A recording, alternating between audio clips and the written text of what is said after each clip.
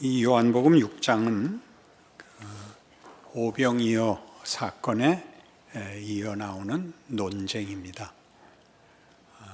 5천 명을 먹이시고 12광줄이나 남긴 이 기적을 보고 군중들은 예수를 지금 우리 식으로 이해하자면 경제 대통령을 만들고 싶어 했습니다. 그래서 예수님이 이렇게 꾸짖으셨죠. 썩을 양식을 위하여 일하지 말고 영생할 양식을 위하여 일해라. 당연히 묻죠. 어떻게 하면 영생의 양식을 얻습니까? 하나님이 보내신 나를 믿어라. 나는 하늘에서 내려온 생명의 떡이다. 그러자 금방 오늘 본문에서 보듯이 반박이 나옵니다. 당신 부모를 우리가 다 아는데 아니 하늘에서 내려왔다는 말이 됩니까? 그러자 그 유명한 기억해야 될 말씀이 나옵니다. 44절입니다. 나를 보내신 아버지께서 이끌지 아니하시면 아무도 내게 올 수 없으니 오는 그를 내가 마지막 날에 다시 살리리라. 아무도 믿을 수 없습니다. 그러니까 나중에 우리 살펴보겠지만 기독교에서 말하는 믿음이라는 단어는 굉장히 심오한 단어입니다. 우리는 이 논쟁 속에 결국은 하늘로부터 내려온 생명의 떡인 예수께서 그것을 더 구체적으로 내 살과 내 피를 먹어야 된다로까지 발전시켜서 모두를 당혹해 합니다. 어떻게 내 살이 참된 양식이고 내 피가 참된 음료다. 이것을 먹지 않는 자는 생명이 없다라고까지 우리가 이해하기로는 매우 극단적인 선언에까지 이릅니다. 그러니까 우리가 이 논쟁을 제대로 이해하기 위해서는 먼저 기억해야 할 것이 예수는 도대체 누구신가 하는 겁니다. 예수의 정체성을 좀 더 깊이 살펴야 되는데 다 알고 있는 것 같아서 어렵습니다. 예수님은 성자 하나님이시고 이 땅에 육체로 오시사 우리를 구원하시려고 십자가에 우리 대신 죽으신 구세주입니다. 그는 부활하셨고 하늘 보좌 우편에 앉아서 우리를 위하여 기도하십니다. 다 아는 얘기입니다. 그러나 전에도 언급했듯이 결국은 십자가를 져야 하는 문제라면 그 앞에 생애는 왜 사셨는가? 아무도 몰라보는 그 인생을 왜 그 고생을 하셨는가? 이 글을 남긴 사도 요한마저도 다 예수님 십자가에 달릴 때는 다 도망간 제자들이었습니다. 이제 와서 새삼스럽게 과거를 회상하여 예수님이 이러셨다는 얘기는 사실은 전제해야 되는 생각이 그땐 나도 몰랐습니다. 거든요. 그 아무도 모를 일을 이해가 되지 않고 그것으로는 해결할 수도 없고 결국은 져야 되는 십자가를 앞에 두고 왜 이 오해와 수모와 배신과 고통을 당하셨는가 하는 것이죠. 우리는 예수님이 우리를 구원하기 위하여 온 하나님이시라는 사실을 압니다. 그러나 그의 오심은 뜻밖에도 이런 놀라운 선언으로 모두를 어리둥절케 합니다. 같은 요한복음 3장에 가시면 니고데모가 찾아왔을 때의 대화입니다.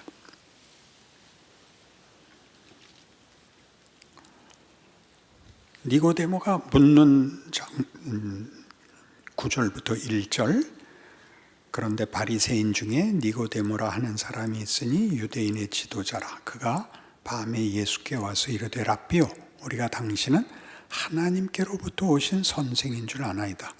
하나님이 함께 하시지 아니하시면 당신이 행하시는 이 표적을 아무도 할 수 없음이니이다. 그러니까 우리 일반 역사에서도 역사상 최고의 위인 4대 위인을 들면 이 예수가 그 위인에 들지요. 그런데 예수님께서 그 위인 대접을 거부하시죠. 뭐라고 거부하나 볼까요? 예수께서 대답하여 이르시되 진실로 진실로 네게 이르노니 사람이 거듭나지 아니하면 하나님의 나라를 볼 수 없느니라. 너희 눈으로는 이해할 수 없고 알아볼 수 없는 일이란다. 그러니까 금방 질문이 또 나오죠. 니고데모가 이르되 사람이 늙으면 어떻게 날 수 있사옵니까? 두 번째 모태에 들어갔다 날 수 있사옵니까? 예수께서 대답하시되 진실로 진실로 네게 이르노니 사람이 물과 성령으로 나지 아니하면 하나님 나라에 들어갈 수 없느니라. 어떻게 한 번 더 태어날 수 있습니까? 물과 성령으로 거듭나야 한다. 그리고 그 다음 말을 기억해 두십시오. 육으로 난 것은 육이요 영으로 난 것은 영이니 내가 네게 거듭나야 하겠다 하는 말을 놀랍게 여기지 말라. 바람이 임의로 불매 네가 그 소리는 들어도 어디서 와서 어디로 가는지 알지 못하느니 성령으로 난 사람도 다 그러하니라. 어떻게 거듭나는지 아무도 모른다. 거듭난 사람은 안다. 옆에서는 봐도 모른다. 이렇게 됐습니다. 이 봐도 모르는 그 일을 위하여 예수님은 3년 반 동안 공생애를 사십니다. 그리고 그를 오해하고 그의 말을 알아듣지 못하는 사람들과 계속 논쟁을 벌이는 것이 요한복음입니다. 그래서 그 논쟁들은 우리에게 재밌습니다. 우리는 예수님 편일까요? 반대 편일까요? 바리새인 편일까요? 예수님 편일까요? 고백은 예수님 편이고 이해는 바리새인 편이고 그러죠. 바리새인들 말이 틀린 게 없습니다. 우리 이해의 한계입니다.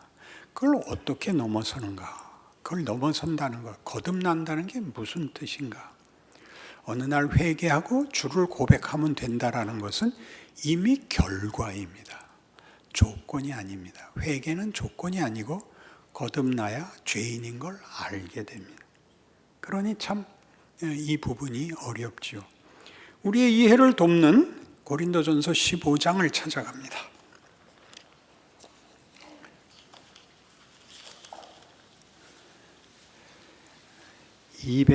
283페이지 신약성경 고린도전서 15장 45절입니다.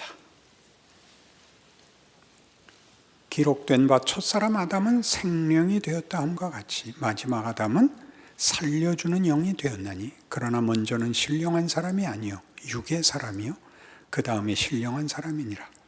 첫사람은 땅에서 났으니 흙에 속한 자이거니와 둘째 사람은 하늘에서 나셨느니라. 무릇 흙에 속한 자들은 저 흙에 속한 자와 같고 무릇 하늘에 속한 자들은 저 하늘에 속한 이와 같으니 우리가 흙에 속한 자의 형상을 입은 것 같이 또한 하늘에 속한 이의 형상을 입으리라. 예수님은 우리를 거듭나게 하려고 오십니다. 재창조를 하죠. 그러니까 첫 창조는 아담이었습니다. 그러나 아담은 실패합니다. 그러자 하나님은 예수를 보내요.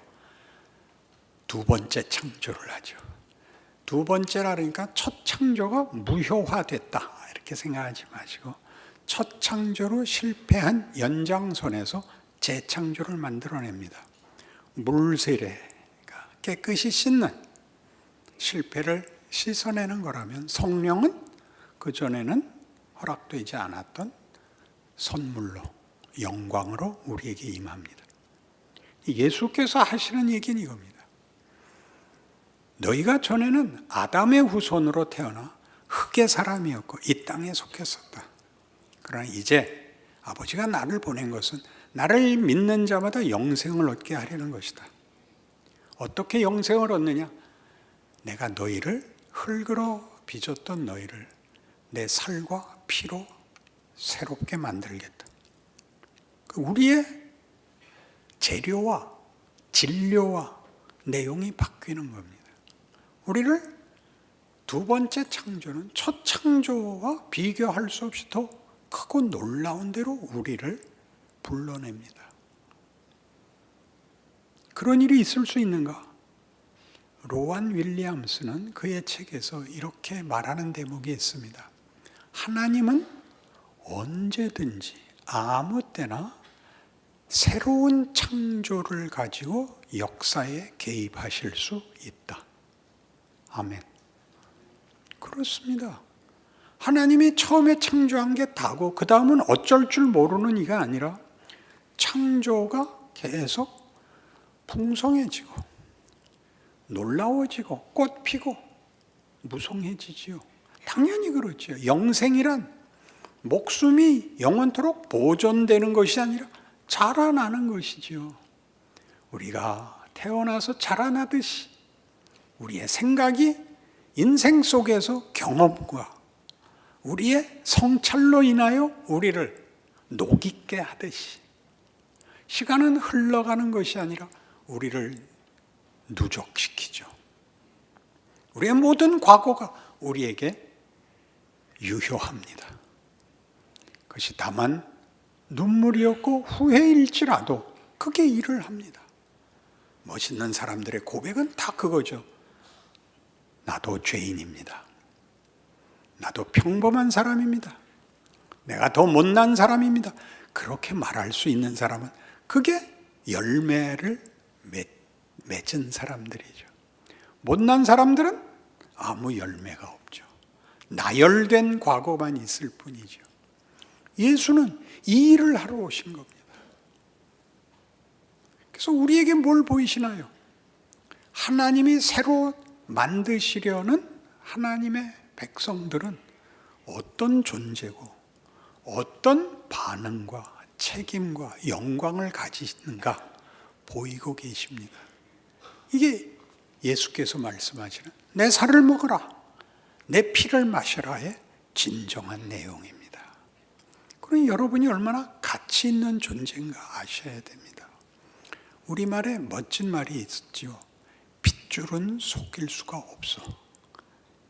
하나님이 우리를 그런 관계로 예전에 물론 멋지고 위대하게 만들었지만 당신의 생명을 넣고 당신이라는 존재를 담아내는 것으로까지는 그때는 우리의 책임 여하에 달린 결과였습니다. 우린 실패했고 이번에는 실패할 수 없게 하나님이 직접 오셔서 당신의 살과 피로 우리를 만듭니다. 핏줄을 속일 수가 없습니다. 그러면 도대체 이 믿음이라는 단어는 어떻게 이해해야 되는 거냐? 왜냐하면 거부되고 있으니까요. 내가 네 부모를 아는데 네가 어떻게 하늘에서 내려왔다 그러냐? 어떻게 네 살과 피를 우리에게 줄 수 있느냐? 아버지가 이끌지 않으면 아무도 알아볼 수 없다. 거듭나지 아니하면 이 나라에 들어올 수 없다. 그러나 어떻게 됩니까? 요한복음 1장에 가면 서두부터 이렇게 선언이 됐었죠.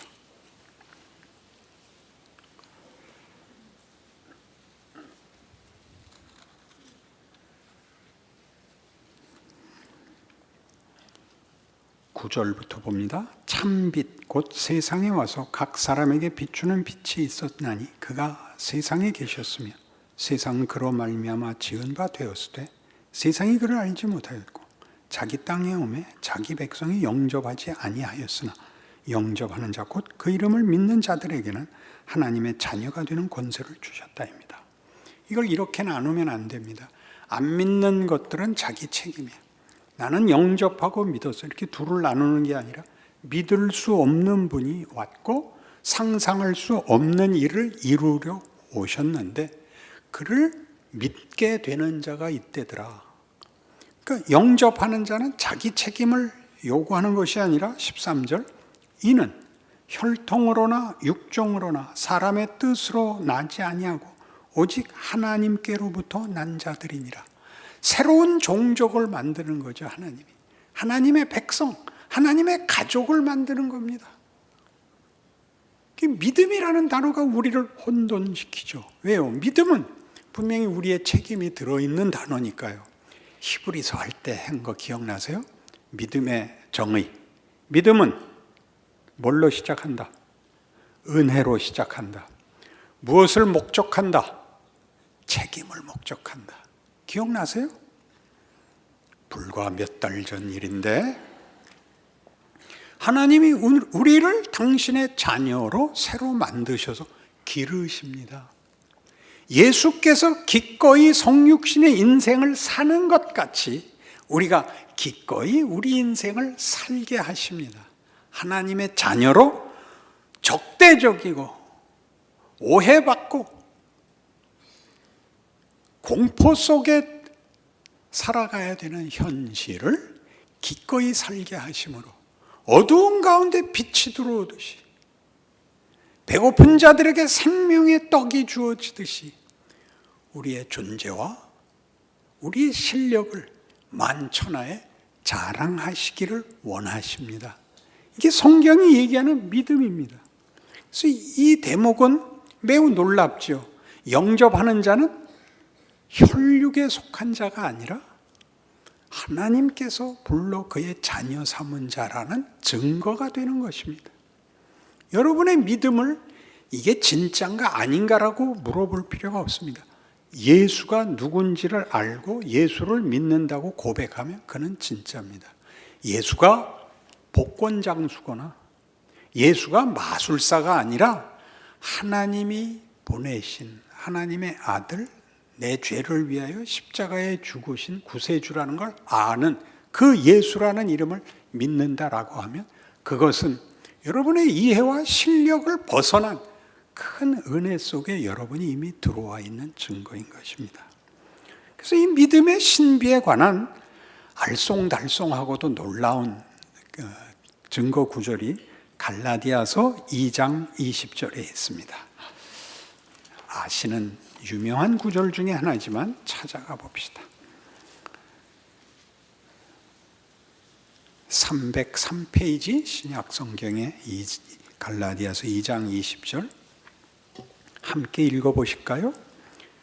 내가 그리스도와 함께 십자가에 못 박혔나니 그런즉 이제는 내가 사는 것이 아니요 오직 내 안에 그리스도께서 사시는 것이라. 이제 내가 육체 가운데 사는 것은 나를 사랑하사 나를 위하여 자기 자신을 버리신 하나님의 아들을 믿는 믿음 안에서 사는 것이라. 이 말을 다 이해하기는 어렵습니다. 이 말이 뭘 설명하려는 건지를 알아야 됩니다. 십자가로 허락된 지금의 지위입니다. 십자가가 뭘 하죠? 물세례와 부활을 열죠. 그렇죠? 과거에 내가 아니며 새로운 나가 됐다. 그 새로운 나는 영생을 약속받고 있고 부활의 재료로 만들어져 있다. 나는 어느 경우에도 하나님의 가족인 것을 속일 수가 없다. DNA를 바꿀 수가 없다. 그렇게 얘기하는 겁니다. 그래서 예수께서 내 안에 사신다. 왜? 예수로 말미암아 새로 만들어진 존재다. 그래서 나는 뭐냐? 그 예수로 인한 새로운 종족, 새로운 존재로서의 나를 산다. 그렇게 고백하는 겁니다. 그러니까 여긴 뭐 여러 부수적인 문제가 걸리죠. 그런데 위대하게 못 사냐? 그것이 부끄러움이 돼야 되고, 이런 어려움 속에서도 신앙을 지킬 것이냐? 그것이 우리의 영광이 되고 그래야 되는 것입니다. 거기를 왔다 갔다 하는 이유는 자라나는 과정 속에 있기 때문이라고 히브리서를 할 때 우리 실컷 확인했습니다.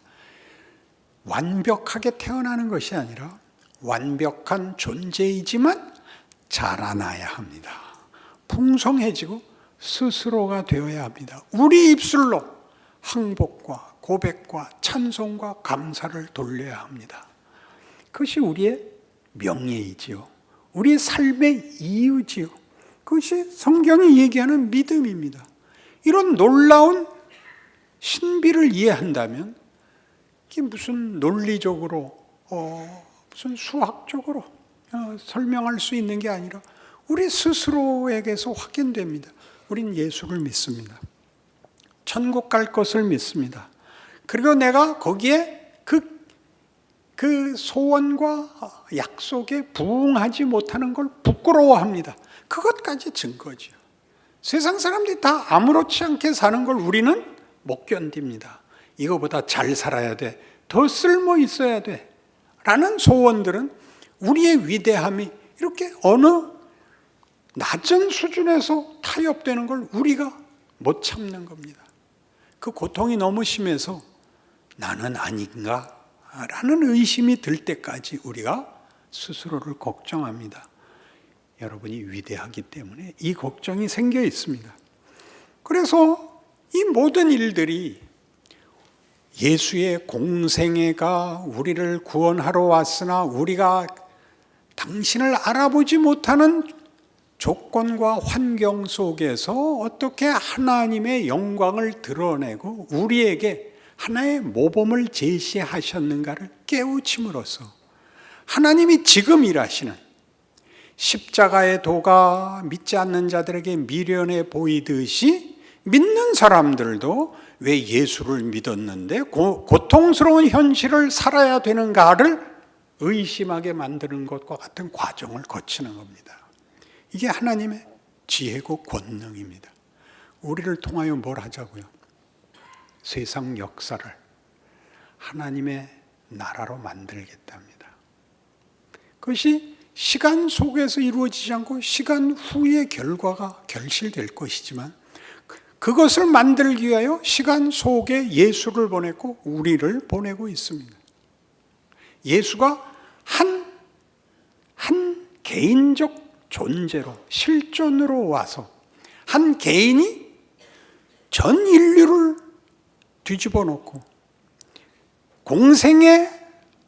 그의 전생의 33년 반의 시간으로 역사를 담아내듯이 우리 하나가 하나님의 역사에 있어서 전 인류와 전 역사와 우주의 운명에 기여한다고 성경이 얘기하는 겁니다. 고린도후서 4장입니다.